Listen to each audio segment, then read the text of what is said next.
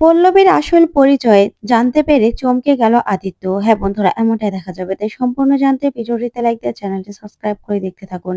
গল্পের শুরুতে দেখা যাবে ঝিনুকের কেক কেটে সবাই জন্মদিন পালন করে। তারপরে ঝিনুক একে একে সবাইকে কেক খাইয়ে দেয়। ওইদিকে কেক খাওয়ানোর পরেই সবাই এক এক করে ঝিনুককে প্রশ্ন করতে থাকে, কিরে, কোথায় নিয়ে গেছিল, কোথায় লাঞ্চ করলি, নিশ্চয় কোনো 5 স্টার হোটেলে। এক এক করে সবাই প্রশ্ন করতে থাকলেই ঝিনুক লজ্জায় একদম চুপ করে থাকে। তখন দেখা যাবে বিনা বলে, আচ্ছা তোমরা চুপ করো না। ওরা হয়তোবা কোনো পার্কে গিয়ে বসে সময় কাটিয়েছে। তারপরেই পাড়ার কোনো হোটেল থেকে খেয়ে তারপর বাড়িতে এসেছে। হয়েছে? এবার তোমরা শান্তি? এবার না একটু চুপ করো। প্লিজ এরকম করে ওকে প্রশ্ন করো না। দেখছো তো মেয়েটা লজ্জা পাচ্ছে। তারপর দেখা যাবে বড়দা বলে, আচ্ছা ঠিক আছে, ঠিক আছে। অনেক হয়েছে।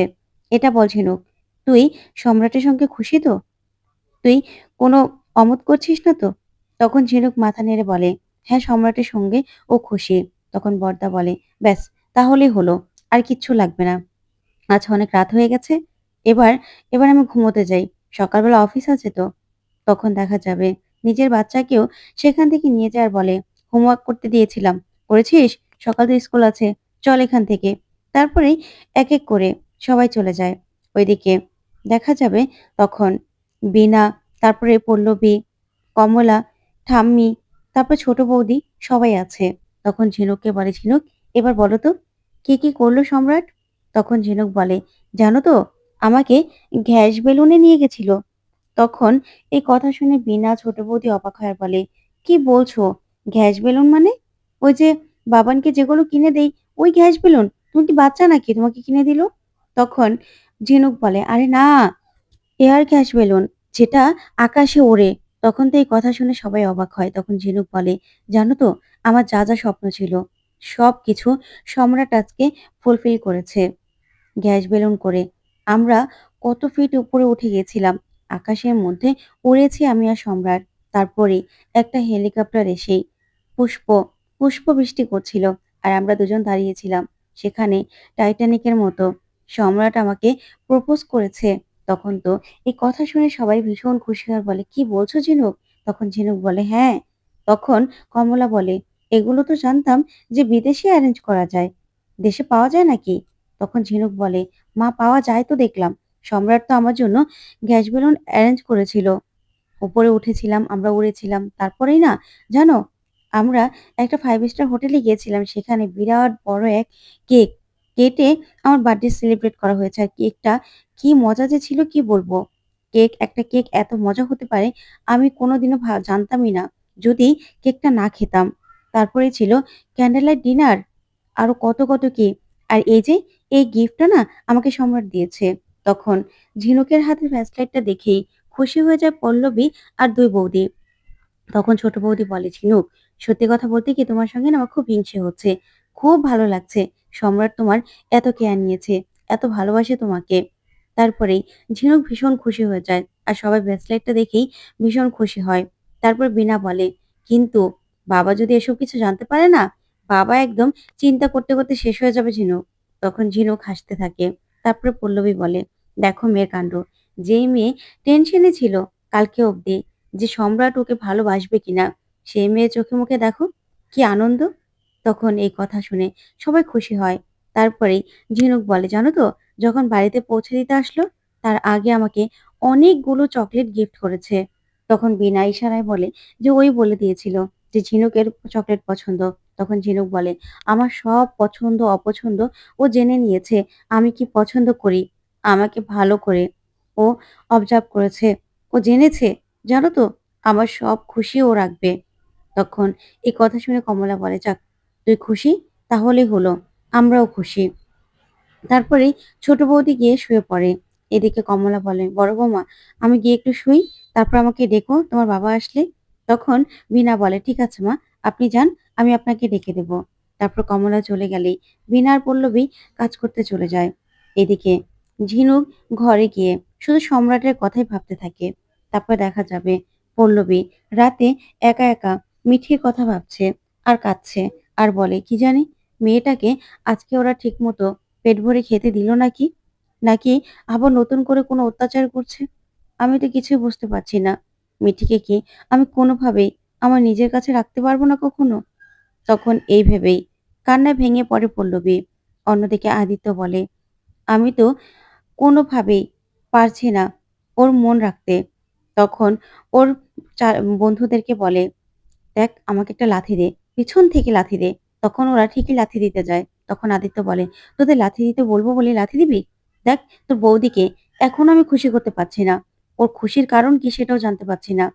এমন কেউ যদি থাকতো বা কিছু যদি থাকতো যে তার জন্য সারা সবসময় ও খুশিতে থাকবে, আমি তাকে ওর কাছে এনে দিতাম।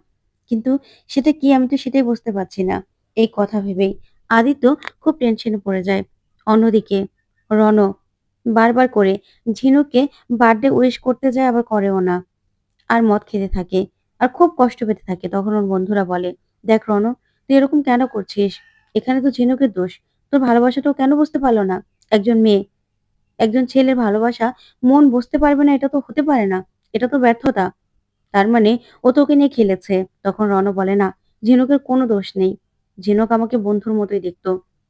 ও শুধু নিজের জন্য অন্য কাউকে খুঁজছিল। সেটা আমি ছিলাম না রে। এখানে ঝিনুকের কোনো দোষ নেই। আর তাছাড়া আমার মেসোমশাই, সে তো এই ভালোবাসা, প্রেম কিচ্ছু বিশ্বাস করে না।" তখন এই কথা বলেই রণ খুব কাঁদতে থাকে আর বলে, "কিন্তু আমি যে ঝিনুকে খুব ভালোবাসি, ঝিনুককে ছাড়া যে আমি কিছুতেই থাকতে পারবো না।" এই বলেই খুব কাঁদতে থাকে রণ। তারপরেই একটা বোতল ভেঙে নিজের হাতটা কেটে ফেলে। তখন ওর বন্ধুরা বলে, "রণ, এটা তুই কি করলি? অনেক রক্ত পড়ছে তো। কেন করলি এটা? কেন করলি বল?" তারপরে দেখা যাবে অন্যদিকে ঝিনুক বলে, "রণ নিশ্চয়ই আমাকে বার্থডে উইশ করেছে। আমাকে তো ও পায়নি। দেখি তো।"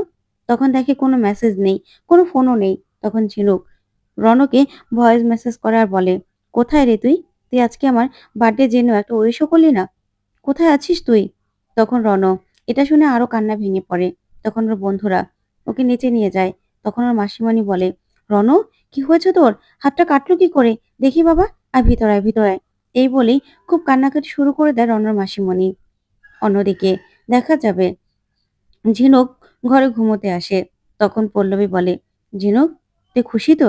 তখন ঝিনুক বলে, "হ্যাঁ দিদিভাই, আমি খুশি।" তারপর পল্লবী বলে, "নে, ঘুমিয়ে পড়। অনেক রাত হয়েছে তো।" তারপর দুজন শুয়ে পড়লেই ঝিনুক তো কিছুতেই ঘুমোচ্ছে না।